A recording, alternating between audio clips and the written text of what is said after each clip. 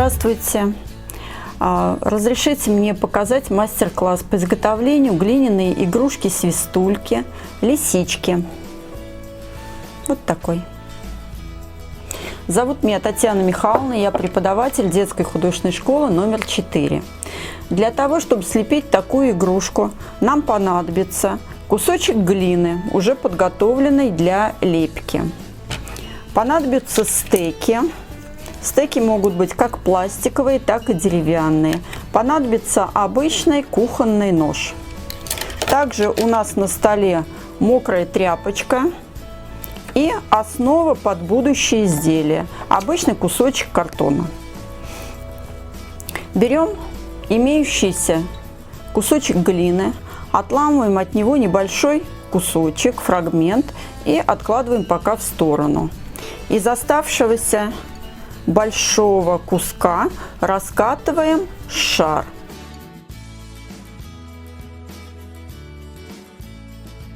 Примерно вот так.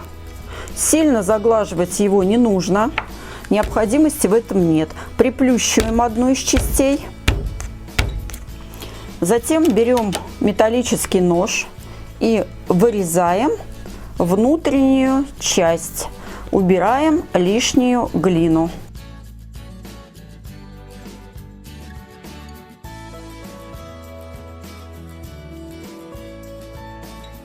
Затем выравниваем получившееся отверстие.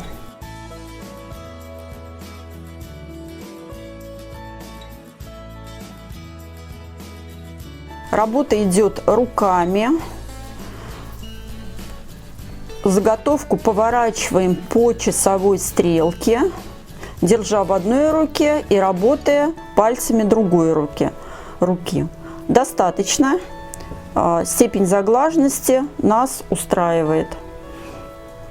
Из вырезанного кусочка глины делаем лепешечку круглой формы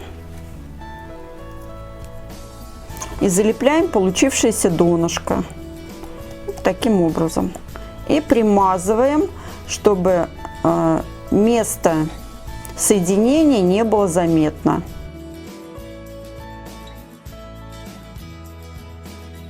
Заготовка должна быть хорошо заглажена, не иметь каких-то трещин и сколов. Чтобы глина лучше заглаживалась и была более ровной, мы пользуемся мокрой тряпочкой, периодически смачивая об нее кончики пальцев.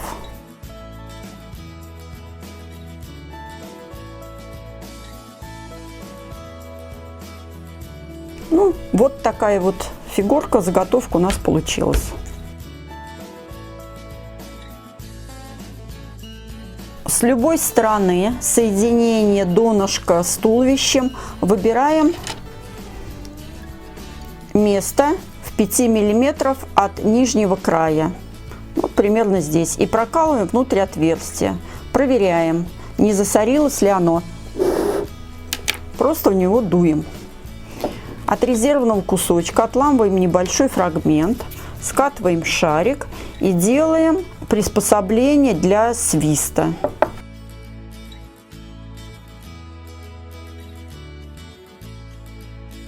Приглаживаем кусочек к основной фигурке. Получается такой импровизированный пищик. Именно так он и называется. Все тщательно выглаживаем, чтобы не было никаких шероховатостей, сколов и трещин.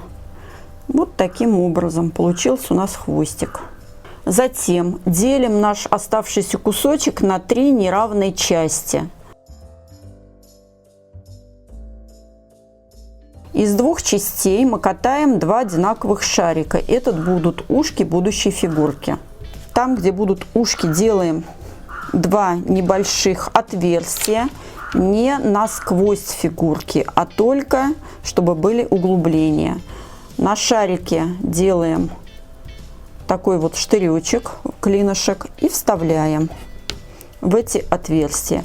Можно пользоваться водой, но для лепки игрушки-свистульки воды нужно брать как можно меньше, потому что основа должна быть из глины, которая более жесткая, чем для ручной лепки. Затем мы ушки примазываем. Они меняют свою форму. Из круглых они становятся треугольными. Именно такими, какие они должны быть у лисички. Также мы поступаем и с носиком. Делается небольшое отверстие. Скатывается шарик, делается тот же клинышек, штыречек, вставляется в это отверстие и также примазывается. Фигурка тщательно заглаживается.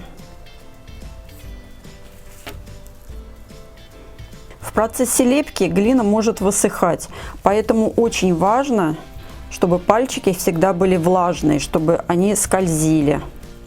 За этим нужно очень тщательно следить. Заглаживаем со всех сторон. Вот когда пальчик высыхает, глина начинает за ним двигаться. Если пальчик достаточно мокрый, он придает глине нужную ровность и устраняет вот эти вот шероховатости ненужные. Там, где будут у лисички глазки, можно сделать небольшие промины. Для большей выразительности в ушках делаем такие вот раковинки.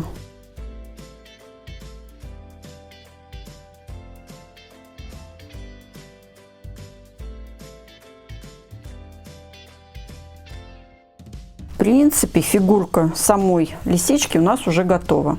Теперь осталось сделать ее свистулькой. То есть это пока просто фигурка, но свистеть она не может. Переворачиваем фигурку вверх донышком, отступаем от нашего будущего свистка вот по окружности примерно 5 миллиметров и вырезаем небольшой колодец с квадратными стеночками.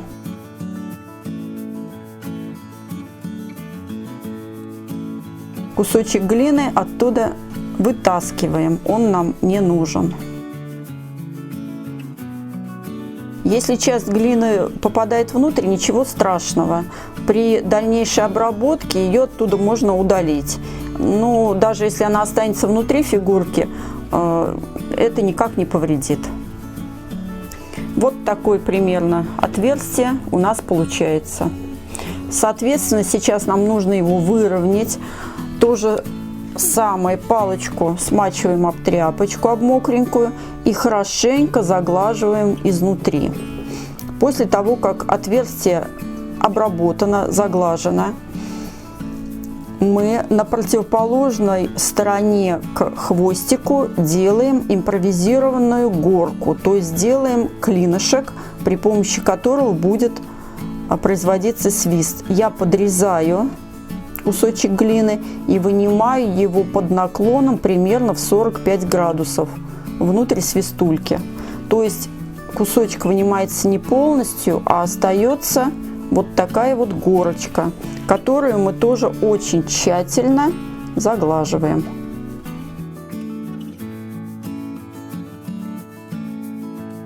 Затем разворачиваем свистульку хвостиком на себя. Палочка должна быть очень чистая и ровная. Со стороны пищика, хвостика нашей будущей лисички, мы прокалываем отверстие, которое должно выйти ровно вот на получившийся клинышек. Иначе наша фигурка свистеть не будет. Аккуратно, чтобы не деформировать фигурку, вот так. Таким образом выходит палочка внутрь свистульки и встречается с клинышком. Аккуратно вынимаем палочку и прочищаем отверстие, потому что при протыкании оно может забиться, туда могут попасть кусочки глины.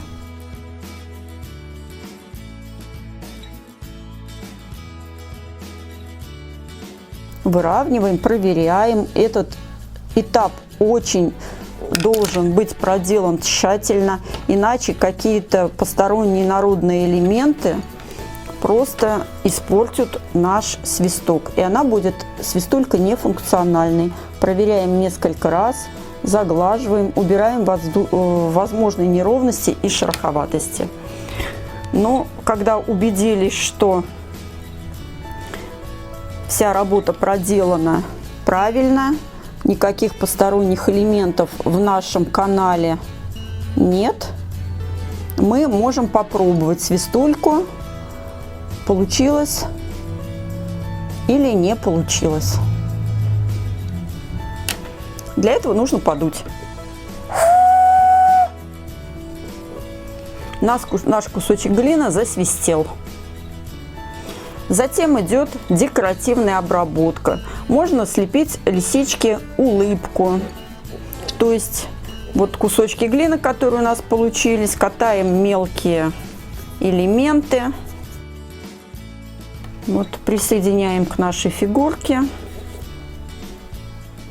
Аккуратно соединяем детали, примазываем их между собой. Вот наша лисичка улыбнулась. Вот такая фигурка у нас получилась. Законченный вид она будет иметь вот такой. Если вы хотите пройти и освоить весь этап по изготовлению такой игрушки полностью, можете прийти к нам в нашу художественную школу номер 4. Мы вас научим. Спасибо за внимание.